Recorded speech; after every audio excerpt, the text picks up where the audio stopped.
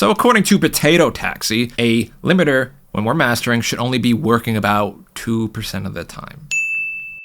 Yeah, okay.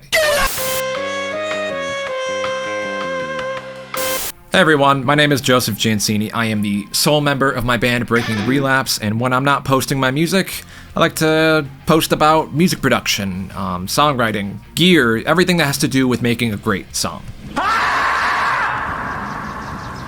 Today's going to be a little bit different. I'm going to be responding to your comments, those of you choosing to watch my channel, which I thank you very much for. Let's kick this off and go back to that original comment. So this guy is like responding to a 2-year-old comment saying, you don't need to hard comp, and the limiter should be working like 2% of the time. It's just there to help you make it louder. So here's the problem with that. There's not just one way to skin a cat. There's multiple ways to do mastering. We gotta get that out of the way. Especially for genre, just what you're going for, and the song in general. Everything is gonna be different for every song. Now this is on an older mastering video that I did, pretty much how to master a metal song in 60 seconds. It's a little dated, but a lot of the information is pretty good. The thing is, I know people who are doing better than me who like to do a lot of compression on their mastering. And the problem with this guy is he's got a periphery profile icon.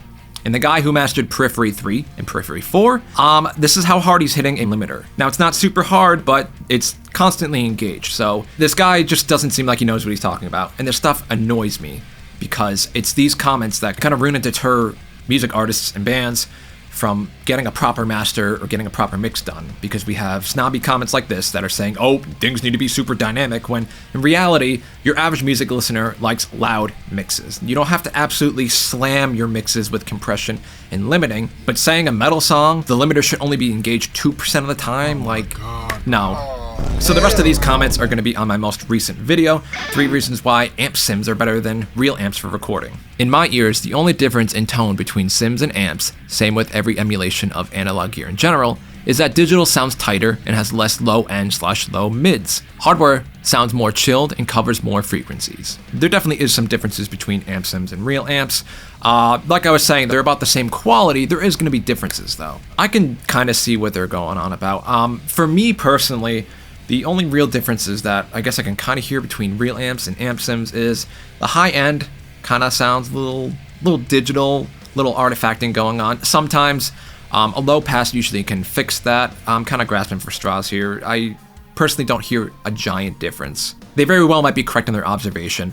Personally, I kind of just take what I'm working with and just, go from there. I really don't care what differences I'm getting from, the real hardware versus the amp sim. As long as it sounds good to me. Wrench Fist Studios says, they don't feel good, so not as good for practicing/playing for fun.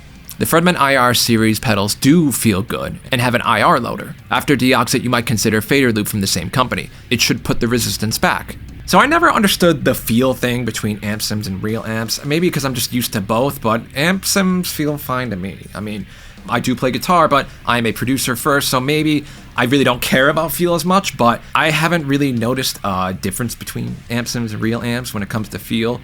If you feel a difference, definitely leave a comment below.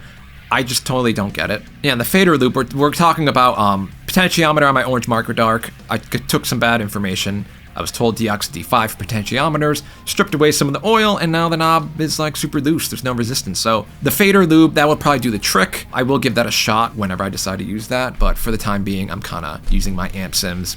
Paul Mint 1775. It does not take long to get a good sound using a mic on a guitar cab. It's not rocket science. A decent mic is a main consideration and does not cost the earth. Next is the placement of the mic. A few back and forth to adjust the mic for personal preference if needed. Job done. It is not that easy. Where are we recording? Like, where? I've gone to small studios, and there's no separate room, and like the noise is like at hearing level damages. If you have the luxury of having a separate room that's sound treated, that's awesome. That's really cool. I'm happy for you. But most of us don't have that luxury. And miking is not that easy, especially distorted guitars. If it was that easy, like, people would not buy Dynamounts, where you could just move things by like literally millimeters. A ½ inch makes a massive difference with the distorted guitar tone. So it's not that simple. And finding a good cab, that's another challenge, because there's dud cabs, especially the V30s. That's the big popular speaker we like to use. There's a ton of dud ones. There is a big learning curve. And I'm telling you, like, the mixes I've heard from up and coming, engineers and just songwriters miking up their cabs, like, the guitar tone doesn't sound that good. And I almost forgot the room. If you don't have a treated room, that's going to affect the sound too. It's not that easy. I appreciate the sentiment, but it's not that easy. So me personally, I use impulse responses, and I think everyone else should, unless you really want to go down that rabbit hole. You got the separate room, you've got it treated well, you do have a decent mic, and you also understand phase, because if you use 2 microphones, you could get a really crappy sound if, you know, things are phase canceling in a not so pleasing way. Gaby Go Addo 7412.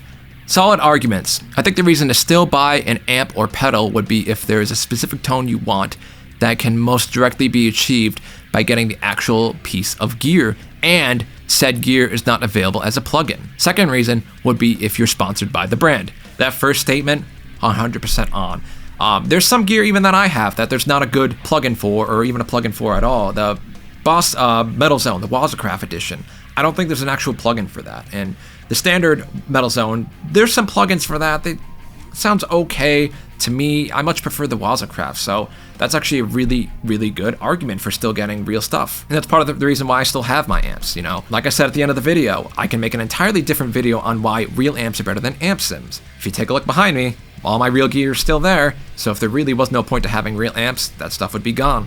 Autofill says, I don't even own a computer to use an amp sim. I don't have a TV. My house is just full of guitars and amps. I don't need to simulate anything. That's very cool and very sad at the same time. The video was about, you know, why amp sims are better for recording than real amps. If you don't have a computer, you got no screens, what are you recording on? You got one of those digital recorders? I don't know how you can be recording guitar without a computer. You can obviously do it, but I don't recommend it. That's going to be it for this. This is kind of short, kind of just feeling this out. I guess we'll just call this viewer comments. Very generic name, but if you enjoyed this video, leave it a like, and definitely know in the comments if you want to see more videos like this. These are kind of fun and easy to do. Thank you so much for watching.